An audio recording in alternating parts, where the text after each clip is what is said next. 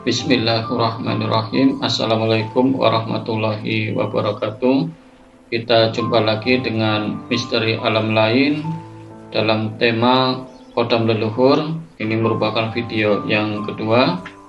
Di video sebelumnya atau video yang ke-1 sudah dibahas untuk beberapa pertanyaan. Ini yang sudah saya coret. Nah, adapun untuk video kali ini saya akan mencoba menjawab atau membahas perihal bagaimana prosesnya perihal kodam leluhur.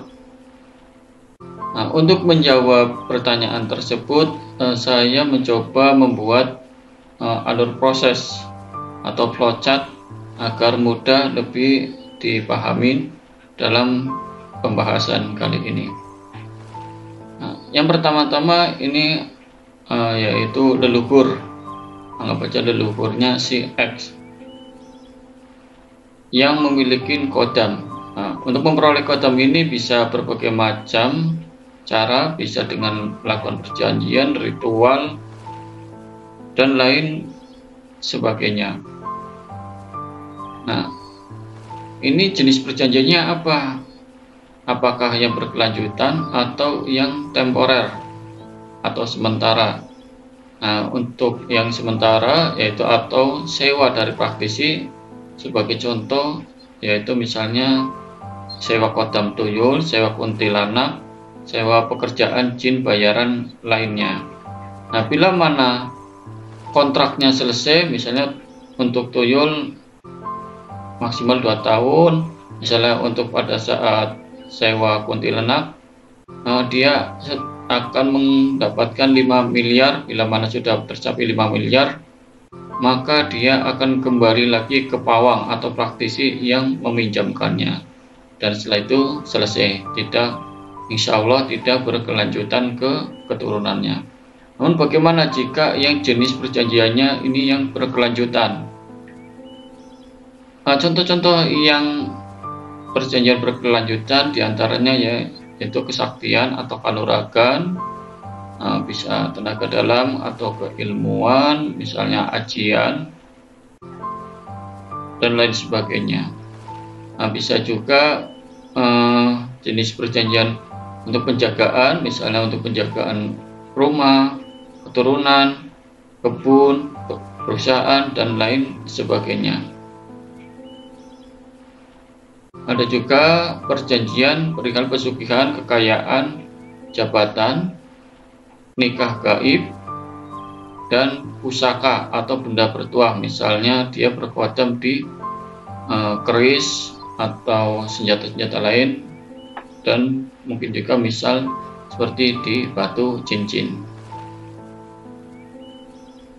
Namun ini akan menjadi persoalan bagi keturunannya, yaitu bila mana si leluhur ini meninggal dunia, namun kodam-kodam tersebut belum diputus kontraknya atau dilepaskan atau dialihkan ke orang lain, maka si kodam tersebut akan menyeleksi keturunannya.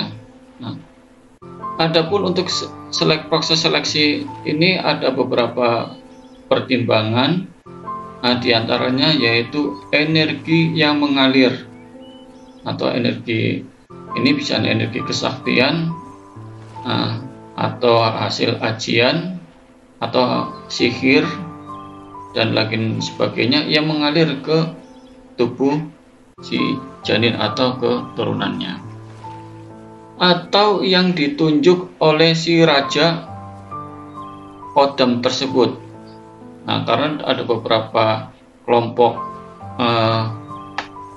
jin juga yang mereka memang menyediakan kodam-kodam untuk disewa atau dilakukan perjanjian dengan manusia. Ada juga memang ada suatu kerajaan jin yang mana si rajanya ini menyebarkan anak buahnya untuk menjadi kodam-kodam manusia, atau berdasarkan ramalan si jin. Nah, di kerajaan jin juga ada jin-jin yang tugasnya sebagai peramal. Nah, bila mana dia menunjuk keturunan ini yang keturunan yang ketiga atau dan sebagainya, atau yang bagaimana menurut ramalan, mungkin itu akan salah satu menjadi kategori seleksi. Ada pula perhitungan akan kelahiran dan sifat. Nah, ini juga diperhitungkan, semisal kalau memang sebagai contoh, semisal jenis gelimun atau pusakanya atau kodamnya ini petarung yang hawanya panasan, mungkin akan cocok bila mana yang keturunan yang lahir pada hari Selasa. Nah, itu sebagai contoh aja, karena mungkin secara primbon ilmu kejawen Selasa disifatkan sebagai api. Nah, itu sebagai contoh saja. Nah, adapun seleksi juga dengan kecocokan benda gaib yang dimasukkan. Nah, ini bila mana benda-benda gaibnya cepat dimasukkan ke keturunannya, bila mana dia tidak terjadi kontraksi atau dia bisa bertahan lama, maka dianggap cocok, maka dia yang berhak mewarisin akan ikatan kontrak atau perjanjian sebelumnya yang terjadi pada leluhurnya. Atau memang ada strategi atau politik kerajaan jin tertentu.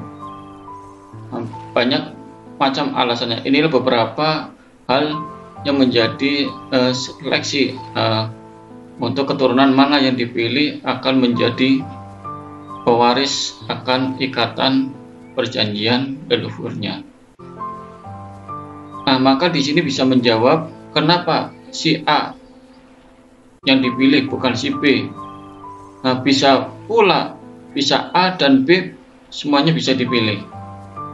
Jadi tergantung dari hasil seleksi si kerajaan jinnya atau si kodamnya jenis apa yang dia akan dijadikan bahan seleksi.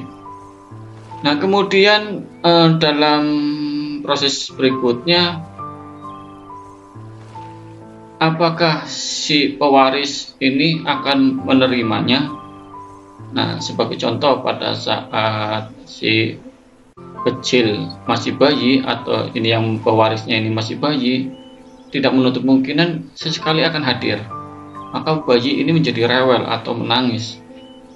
Maka si ibu atau orang tua yang ngerti, atau biasanya orang-orang Jawa itu menyebutnya buyutnya atau leluhurnya sedang hadir nengok.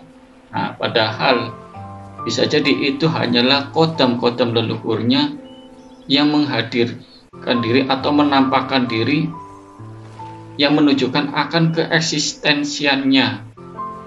Nah, maka bila mana si orang tuanya mengatakan misalnya, ya, dimengerti akan kehadirannya buyut, tolong jangan mengganggu si jabang bayi, maka dianggap oleh si jin tersebut dia sudah mengetahui, mengakuin akan kehadirannya.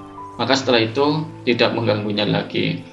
Namun setelah mungkin beranjak umur anak-anak atau apa, mungkin akan hadir lagi untuk terus hadir, dan bahkan sampai mungkin usia remaja akan terus hadir, entah lewat mimpi dan sebagainya, agar sampai bisa diterima, entah nanti mimpi dan berwujud kakek persorban atau dan sebagainya, sering membangunkan hal-hal yang baik, misalnya tengah malam untuk suruh sholat, untuk buat baik dan sebagainya, biar bisa diterima oleh si pewarisnya. Nah, bila mana dia kemudian diterima, maka berkelanjutanlah akan proses perkodaman pada si X tersebut, dan prosesnya kembali lagi ke awal. Akan tetapi bila mana kemudian dalam perjalanannya menyatakan cukup di sini aja, akan diputuskan, maka kontrak itu dapat diputuskan. Akan tetapi yang sini yang bisa memutuskan adalah keturunan-keturunannya. Adapun bila mana pihak lain atau si praktisi lain yang ingin membantu, harus ada kuasa atau perizinan dari si pewarisnya, baik anaknya si X tersebut atau orang tuanya, atau yang ada hubungan darah. Maka si praktisi itu bila menemui kodamnya, mungkin dengan kata-kata, saya mewakilin si X untuk memutuskan hubungan kontrak perkodaman dengan Anda. Nah, bila mana hanya semata-mata dilakukan paksa dibuang, belum tentu akan berhasil. Nanti akan balik lagi karena ada ikatan yang belum putus, diantaranya benda gaib yang masih ada di dalam tubuhnya, atau masih ada energi yang masih ada dalam tubuhnya. Walaupun si jin satu sudah terbuang, maka bisa digantikan oleh jin-jin lain yang dari satu kerajaan yang sama akan dikirimkan kembali untuk menjadi kodamnya si X tersebut sampai ikatan perjanjiannya diputuskan atau dibatalkan. Bila mana terjadi proses pemutusan selesai lancar dan pihak si jinnya juga menerima, maka selesailah sudah akan proses terus menerus akan ikatan perjanjian perkodaman. Nah, yang jadi pertanyaan, bagaimana cara pemutusan ikatan kontrak kodam tersebut? Semoga di video selanjutnya kita bahas akan bagaimana cara pemutusannya. Silakan tunggu video selanjutnya. Semoga kita bertemu kembali. Demikian kurang lebihnya, mohon maaf bila ada kekurangannya, silakan ditambahkan, bukan maksud mengguruin, hanya saling berbagi saja. Assalamualaikum warahmatullahi wabarakatuh.